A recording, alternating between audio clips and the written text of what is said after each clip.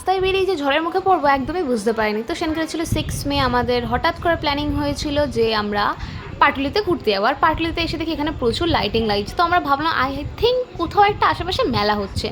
তো পাটুলি একটু ডিস্টেন্সেই সত্যিকারেরই মেলা হচ্ছিলো, তো আমরা মেলাটা আসলাম। প্রচুর বড় মেলা, প্রচুর মানে প্রচুরই বড়। তো এখানে বেশিরভাগই ছিল জামা কাপড়ের দোকান, যেটা অন্য কোনো মেলায় বেশি থাকে না। তো সব ধরনের দোকান ছিল। তারপর এখান থেকে আমি একটা ক্লে কিনে নিয়েছিলাম, কারণ আমার ছোটো ভাই অনেক দিন ধরে বায়না করছিল, দিদিভাই প্লিজ আমাকে একটা ক্লে এনে দে। এসছিলাম তো পাটুলিতে, কিন্তু তার আগে আমরা চলে গেছিলাম মেলাতে। আর মেলা ঘুরতে না কার না ভালো লাগে, আমার তো প্রচুর ভালো লাগে, কিন্তু আমি মেলায় বেশি কিছু কিনি না, বাট প্রচুর ভালো লাগে। তারপরে পাটুলির ব্যাক সাইডের যে গলিটা আছে ওখানে ঘুরে আমরা ফ্রন্টের যে গলিটা আছে, আমরা এখানে মানে রোডটা আছে এখানে চলে এসেছিলাম। এবার আমরা যাচ্ছিলাম একদম লাস্টের দিকে।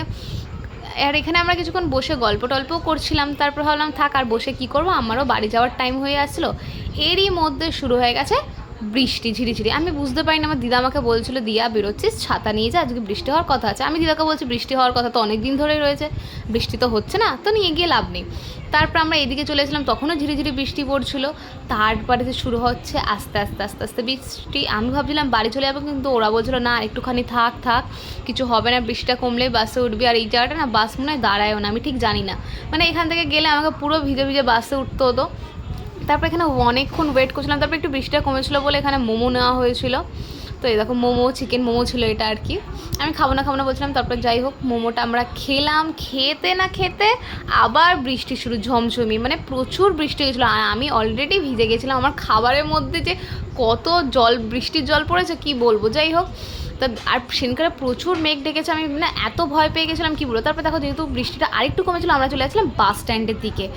এবার এই বাস স্ট্যান্ডে গিয়ে ভাগ্যিস আমরা ঠিক টাইমে দাঁড়িয়েছিলাম, নাহলে পুরো এই বিচ্ছিরি ঝড়ের মুখে আমাদের পড়তে হতো। আর ঝড়ের আওয়াজ শুনেছো, লাস্টে তো ভয় ছিল, আমি ভিডিও করতেই ভুলে গেছিলাম, এত প্রচুর ঝড় হচ্ছিলো। লাইফের ফার্স্ট টাইম আমি ঝড়ের মধ্যে বাড়ির বাইরে ছিলাম, আমার তো প্রচুর ভয় লাগলো। আর ফ্যামিলির লোক ছিল না সাথে, আরও ভয় লাগলো। তারপর আমরা বাসে উঠে গেছিলাম, আর বাইরে দেখো প্রচুর পরিমাণে হাওয়া হচ্ছে, আমার সাথে এটা কোনোদিন হয়নি।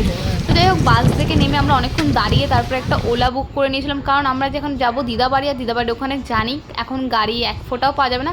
আর বাইরে তো প্রচুর মেঘ ডাকছিল, আমি তো আজকে ভয় পেয়েছি, রাস্তায় ছিলাম আর আজকে প্রচুর মেঘ ডেকেছে, এরকম ভয় আমি জীবনে পাইনি। আর আমি আর দোলন তারপরে গাড়িতে উঠে গেছিলাম, মানে আমরা ওলা বুক করে নিয়েছিলাম। আর তারপরে এখান থেকে আস্তে আস্তে যাচ্ছিলাম, আর এখানে দেখো কি জোরে জোরে না বিদ্যুৎ চমকাচ্ছে, তোমরা দেখলেই বুঝতে পারবে।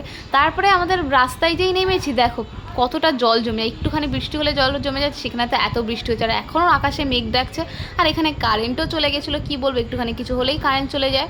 আমি ভাবছিলাম কালিকাপুর যাবো, কিন্তু মা বাবারা সব যখন এখানেই ছিল, আমি আর ভয় মানে বৃষ্টির মধ্যে একা একা ওখানে গিয়ে কী করবো, ওর জন্য আমি এখানে চলে এসেছিলাম। তারপরে ভাইকে এসে আমি ক্লেটা দিয়ে দিয়েছিলাম, ভাই তো প্রচুর হ্যাপি। ভাই এসে আমাকে বাইরে এসে দেখছিলো যে দিদি ভাই এসছে কিনা, এই যে আমার বড় ভাই। তো যাই হোক, আজকের ভিডিওটা এইটুকু। ভিডিওটা ভালো লাগলে like share comment, bye bye, tata.